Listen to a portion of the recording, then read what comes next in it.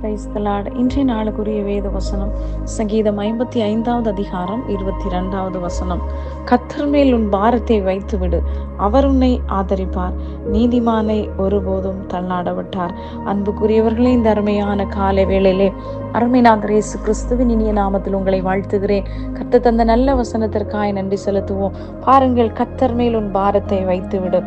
தாவீது ராஜாவாய் இருந்த போதிலும் அவனுக்கு கஷ்டங்கள் உண்டா இல்லையா என்று கேட்டால், அவனுடைய வாழ்க்கையிலும் அவனுக்கு எதிரான அநேக விரோதமான அநேக காரியங்கள் எழும்பினது.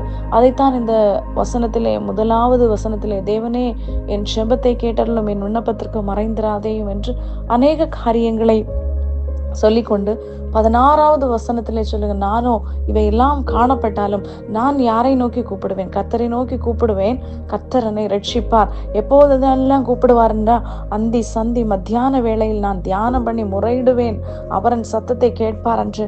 பாருங்கள், நாம் பேசுவதை கேட்கக்கூடியது, நாம் சிந்தனையில எதை நினைக்கிறோம் என்று அறியக்கூடிய ஒரே ஒரு தெய்வம் கர்த்தர் மாத்திரமே.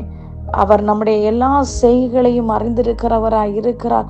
ஒருவேளை நீங்க மனதுக்குள்ளே சிந்தனையிலே சிந்தித்திருக்கலாம், கர்த்தாவே நான் இப்படியா இருந்தால் நலமாய் இருக்கும், இல்லை என்றால் என்னுடைய வாழ்க்கையில் இந்த காரியம் நடந்துவிட்டால் அருமையாக இருக்கும் என்று ஒருவேளை நீங்கள் நினைத்து கொண்டிருக்கலாம். உங்கள் நினைவுகளை அறிகிற ஒரு கர்த்தர் உண்டு, உங்களை விசாரிக்கிற ஒரு தெய்வம் உண்டு.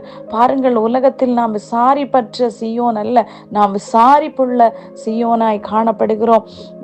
ஆனபடினாலே கர்த்தர் உங்களை விசாரிக்கிறவர் ஆனபடியால் அவர் உங்கள் கவலைகள் எல்லாம் அவர் மேல் வைத்து விடுங்கள் என்று சொல்லப்பட்டிருக்கிறது. அதுபோல நீதிமானை ஒரு நாளும் அவர் தள்ளாட விடுகிற தேவன் அல்ல. சூழ்நிலைகள் மாறலாம், அநேக துன்பத்தின் பாதையில் நடந்தாலும் நீர் என்னை உயிர்ப்பிப்பீர் என்று சங்கீதக்காரன் தாவீது சொல்லுகிறான். பாருங்கள், இன்றைக்கு அந்த நிச்சயம் நமக்குள்ளாய் காணப்பட வேண்டும். ஆகையால் ஏது பாவமாய் காணப்பட்டாலும், எந்த பாரமாய் இருந்தாலும், நீங்கள் விழ வேண்டிய ஒரே ஒரு பாதம் கர்த்தருடைய பாதத்தில் மாத்திரம் விழ வேண்டும். நீங்கள் ஆராதிக்க வேண்டிய தெய்வம் ஒரே ஒரு தெய்வம், கர்த்தராகிய இயேசு கிறிஸ்து மாத்திரமே. அவர் மாத்திரம் சகல பாவங்களை நீக்கி நம்மை விடுவிக்க வல்லமுள்ள தேவன். இந்த நாளிலே கர்த்தரை சார்ந்து கொள்ளும், அவர் மேல் உங்க பாரத்தை வச்சிருங்க. எதுக்காக வேண்டி நாம் தூக்கி கொண்டே அலைய வேண்டும்?